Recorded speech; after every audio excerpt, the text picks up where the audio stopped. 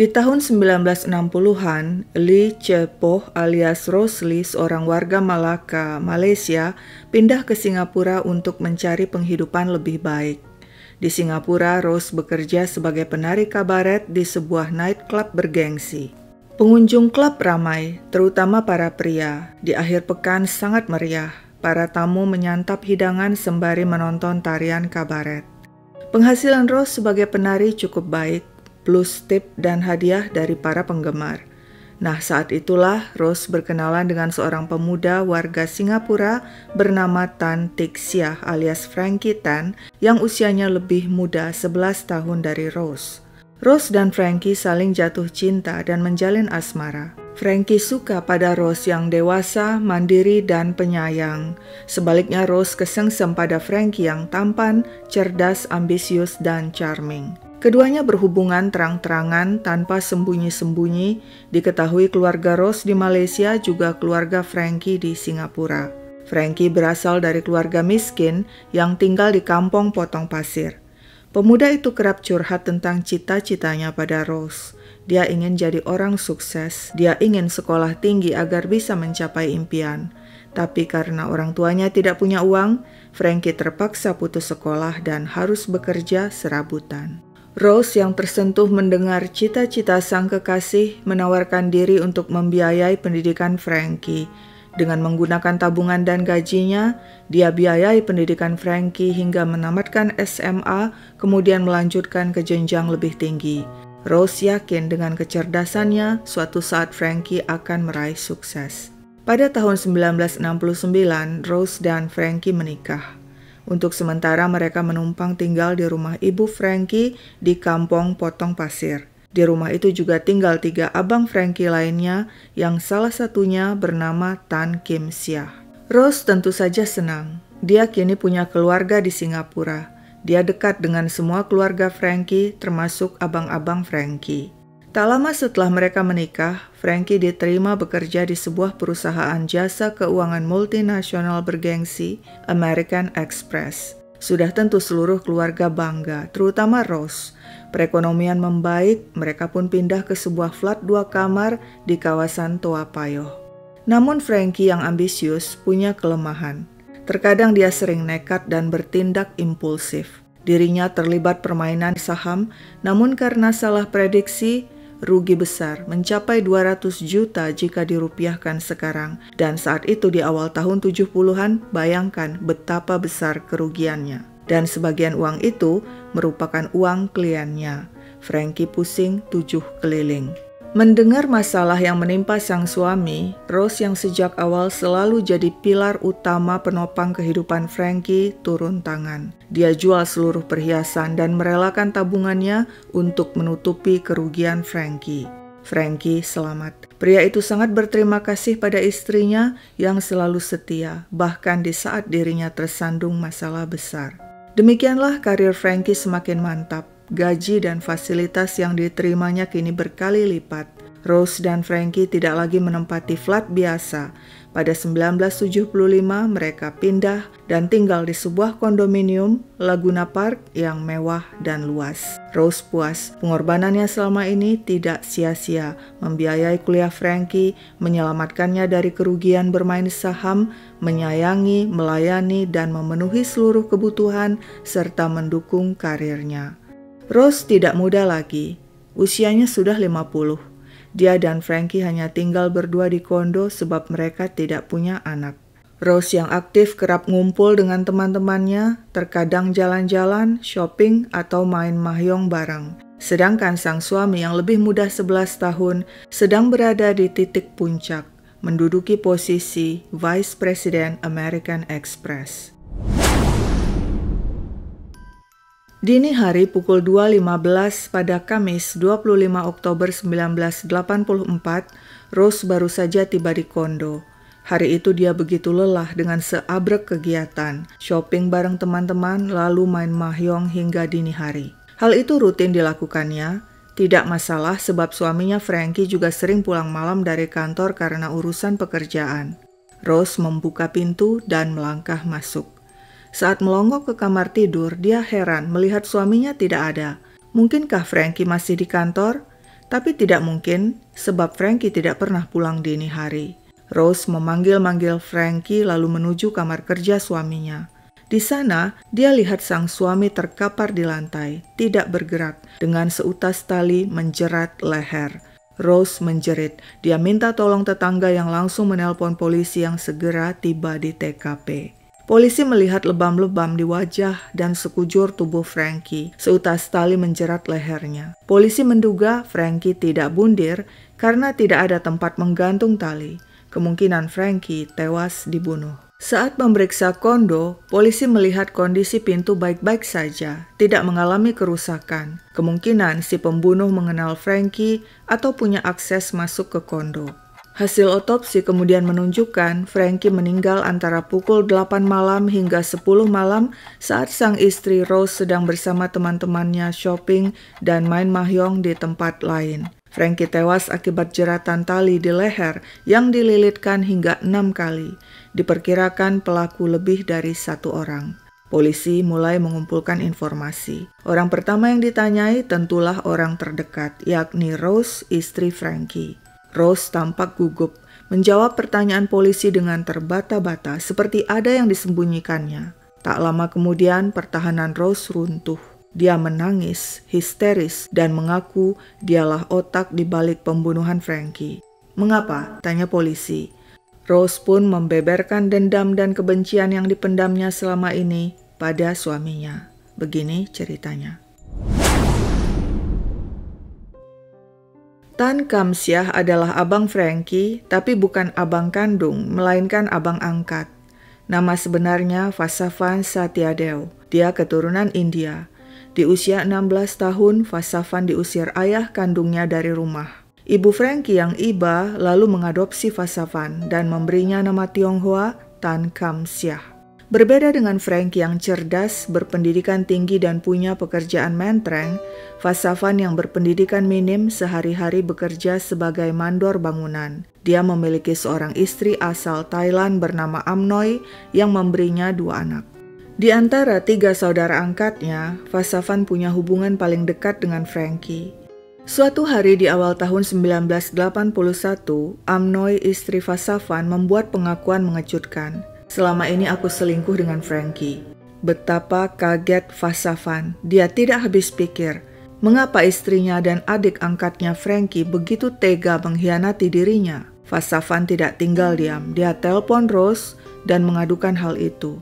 "Istriku Amnoy mengaku dia dan suamimu Frankie berselingkuh. Sudah lama, hampir 11 tahun, sejak kau dan Frankie menikah tahun 1969. Rose terguncang, seolah langit runtuh menimpa kepalanya. Selama ini dia selalu setia, mendukung pendidikan dan karir Frankie sejak awal, menghabiskan uang dan tabungannya demi kesuksesan Frankie. Namun apa balasannya? Rose yang marah melabrak Frankie. "Benar kau berselingkuh dengan Amnoy sejak kita menikah?" Frankie dengan tenang membenarkan. "Ya, selama ini aku memang berselingkuh dengan Amnoy, tapi dia yang selalu menggodaku." Frankie mencoba membela diri, tapi Rose tidak percaya. Dia curiga dan mencari tahu jangan-jangan selama ini Frankie juga punya selingkuhan lainnya.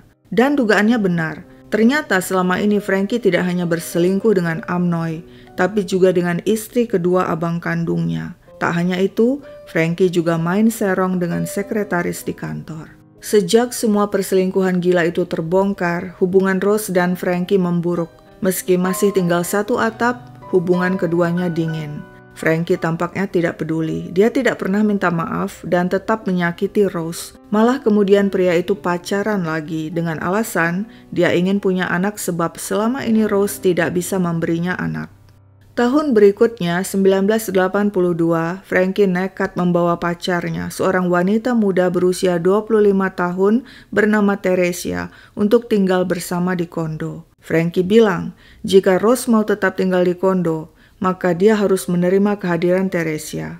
Rose yang sepertinya tidak mau pergi karena khawatir dirinya akan kehilangan semua yang telah diperjuangkannya selama ini, memilih untuk bertahan. Jadilah kini di kondo tinggal 3 orang, yakni Frankie dan sang pacar Teresia, juga Rose yang masih berstatus istri sah Frankie.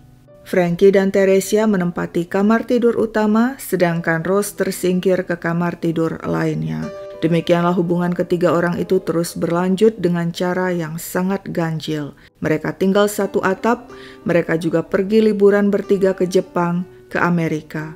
Tujuan Frankie mengajak Rose liburan bersama agar Rose bisa lebih dekat dengan Theresia dan menerima wanita muda itu sebagai bagian dari keluarga mereka. Kepada orang-orang, Frankie juga mulai mengenalkan Theresia sebagai istrinya, terlebih saat itu Theresia sudah memberinya seorang anak laki-laki.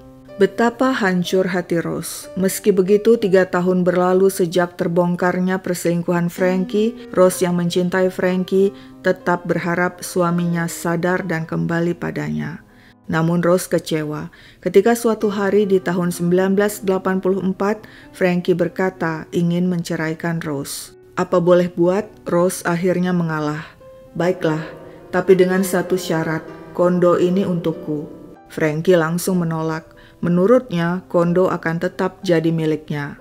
Saat itu, Vasavan yang masih dendam pada Frankie dan mendengar rencana perceraian itu membujuk Rose. Lenyapkan saja suamimu yang brengsek itu.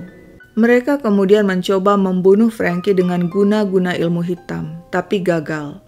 Dalam hati sebenarnya Rose tidak tega mencelakai sang suami. Namun ketika pada 24 Oktober 1984, Rose datang ke bandara untuk menjemput Frankie, pria itu kembali menyakitinya dengan perkataannya yang sinis dan merendahkan. Saat itulah Rose memutuskan sudah sepantasnya Frankie dilenyapkan dari muka bumi. Dia pun menghubungi Vasavan dan minta bantuan pria itu membunuh Frankie dengan bayaran $4.500 Singapura yang jika dirupiahkan kini sekitar 50 juta. Vasavan menyanggupi. Dia pastikan pembunuhan Frankie akan dilakukan serapi mungkin. Demikianlah Vasavan dengan bantuan 3 temannya asal Thailand yakni Pan Kenapim, Wan Patong, Buakan Fajarin alias Ahpu yang bekerja di Singapura sebagai buruh bangunan masuk ke kondo dengan kunci cadangan yang diberikan Rose lalu membunuh Frankie dengan cara menjerat leher pria itu dengan tali nilon. Pada akhirnya polisi berhasil meringkus 4 pelaku yakni Rose Lee, Vasavan, Pan Kenapim, dan Wan Patong. Sedangkan seorang lainnya, Buakan Fajarin alias Ahpu, berhasil kabur dan tidak ditemukan. Di persidangan, Rose mengaku dia sebenarnya tidak ingin membunuh Frankie seandainya sang suami meski berselingkuh memperlakukannya dengan lebih baik. Menurut Rose, sebelum pembunuhan dia juga mencoba menelpon Vasavan untuk membatalkan aksi itu, tapi dia tidak berhasil menghubungi pria itu. Rose didampingi kuasa hukumnya yang memberikan argumen-argumen positif bahwa Rose merupakan istri setia yang tersakiti yang menyesali perbuatannya atas terbunuhnya sang suami. Hakim tampaknya bersimpati pada kehidupan tragis Rose sebagai istri setia yang menjalani pernikahan buruk. Hakim mengatakan Frankie telah memperlakukan istrinya dengan begitu buruk, dengan membawa pacar atau gundiknya tinggal bersama di kondo, bahkan menyingkirkan Rose dari kamar tidur utama. Hakim menganggap Rose telah begitu sabar menghadapi kelakuan Frankie. Atas pertimbangan itu, hakim menjatuhkan vonis ringan pada Rose 7 tahun penjara. Di tahanan, Rose mendapat remisi karena berkelakuan baik, dan setelah menjalani hukuman 4 tahun 8 bulan, dirinya bebas pada tahun 1989. Tapi pelaku lainnya tidak seberuntung Rose. Di persidangan, Vasavan, Pan Kenapim, dan Wan Patong kompak mengatakan mereka tidak berniat membunuh Frankie. Mereka hanya berniat menghajar Frankie untuk memberi pelajaran pada pria itu. Mereka menuding yang membunuh Frankie adalah Ahpu yang buron dan tidak ditemukan. Pan Kenapim bersaksi di persidangan, awalnya Vasavan yang minta bantuannya menghajar seorang pria Chinese. Pria itu telah melecehkan anak perempuanku, demikian kata Vasavan. Menurut Van, saat itu mereka tidak membicarakan tentang pembayaran. Nah, pada malam kejadian atas persetujuan Vasavan, Pan mengajak 2 temannya yakni Wan dan Ahpu. Setiba di kondo Frankie, mereka masuk. Saat itu kondo kosong, tak ada seorang pun di sana. Mereka lalu bersembunyi di kamar tidur Frankie menunggu pria itu datang. Begitu Frankie tiba dan berada di ruang kerja, Ah Pu menyerangnya, diikuti Pan, Vasavan, dan Wan. Menurut Pan, Wan yang pertama meninggalkan ruang kerja dan kemudian diikuti Pan dan Vasavan yang ketakutan. Sementara itu Ah Pu tetap berada di ruang kerja. Wan Patong juga turut bersaksi. Awalnya dia bertemu Vasavan saat minum-minum dengan Van dan Ah Pu. Saat itu Wan mengaku tidak tahu menahu tentang rencana untuk menghajar Frankie. Dia ikut saja ketika Pan, Vasavan, dan Ah Pu menuju kondo milik Frankie. Begitu mereka masuk ke unit Frankie, barulah teman-temannya memberitahu dirinya mereka akan menghajar Frankie. Meskipun keberatan, akhirnya Wan setuju saja. Menurut Wan, Ah Pu yang menyerang Frankie terlebih dulu, baru kemudian Pan dan Vasavan ikut menyerang. Saat Wan ikut masuk ke ruang kerja dan melihat aksi penyerangan itu, dia syok dan ketakutan, lalu buru-buru keluar ruangan diikuti oleh Pan kemudian Vasavan. Ah Pu tetap tinggal di ruang kerja paling lama. Begitu mereka berempat berada di lift yang turun ke lantai bawah, Wan bilang Vasavan membayar mereka masing-masing $1.000 Singapura. Wan menolak menerima uang itu, tapi Ah Pu memaksa dan memasukkan uang itu ke saku celana Wan. Di persidangan, Vasavan membantah menyarankan pada Rose untuk membunuh Frankie dengan menggunakan guna-guna ilmu hitam. Saya tidak berniat membunuh Frankie dan hanya menyuruh 3 teman saya untuk menghajar Frankie, bukan membunuhnya. Vasavan menegaskan pertemuannya dengan teman-temannya tidak direncanakan dan terjadi secara kebetulan. Vasavan juga mengatakan dirinya tidak bisa berpikir jernih karena menderita depresi akut yang parah. Hal itu dibenarkan Veronica, anak Vasavan yang berusia 20 tahun. Menurut Veronica, sejak perselingkuhan ibunya Amnoy dengan sang paman Frankie terbongkar, sang ayah Vasavan jadi pendiam dan sering mengurung diri di kamar. Kedua orang tuanya jadi kerap bertengkar. Ayah sering melempar barang-barang, bahkan menampar ibu. Situasi buruk itu sempat mereda ketika Vasavan rajin ke gereja.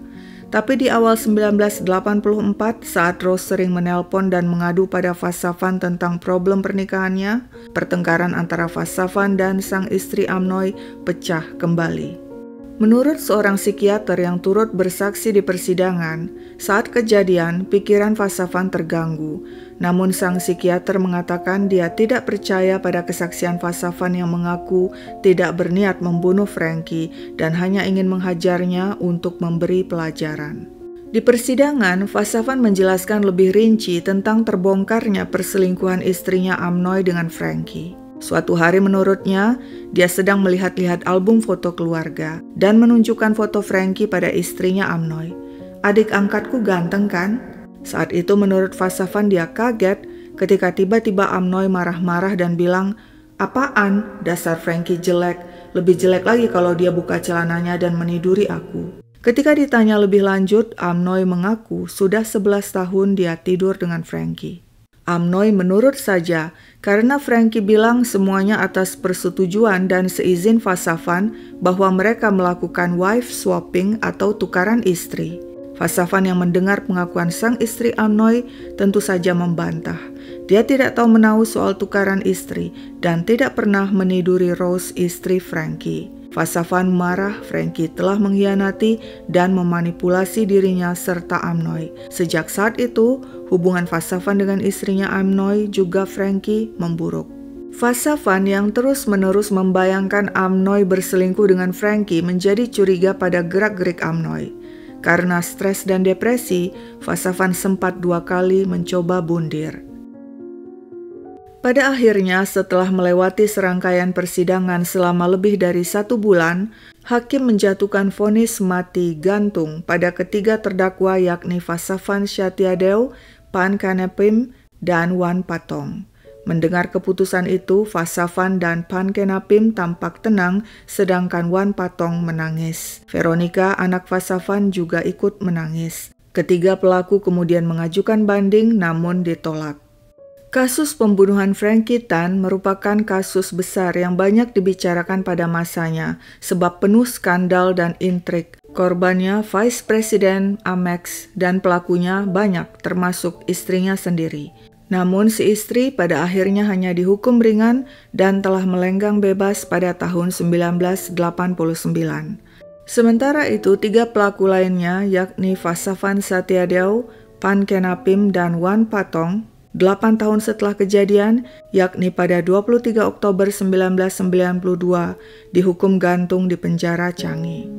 Jasad Vasavan kemudian diambil oleh sang anak Veronica, sedangkan jasad Pan dan Wan tidak ada yang mengambil. Bagaimana menurut kalian? Apakah hukuman bagi ketiga pelaku yang dihukum gantung adil, sementara Rose melenggang bebas? Share pendapat kalian di bawah. Sekian dulu ceritaku, sampai jumpa kapan-kapan.